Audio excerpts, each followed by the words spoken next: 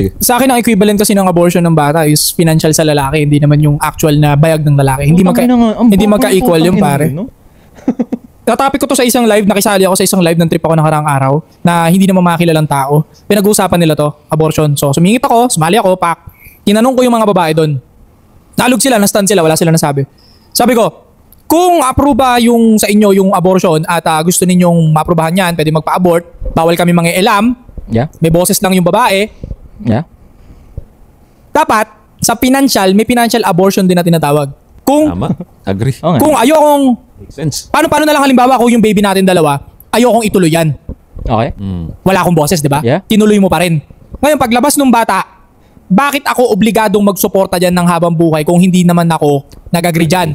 Yeah. Pero, bakit pag ayaw mong ituloy, wala rin ako magagawa? Oo nga, no? So, ibig sabihin, this type of abortion topic is another advantage na naman sa mga babae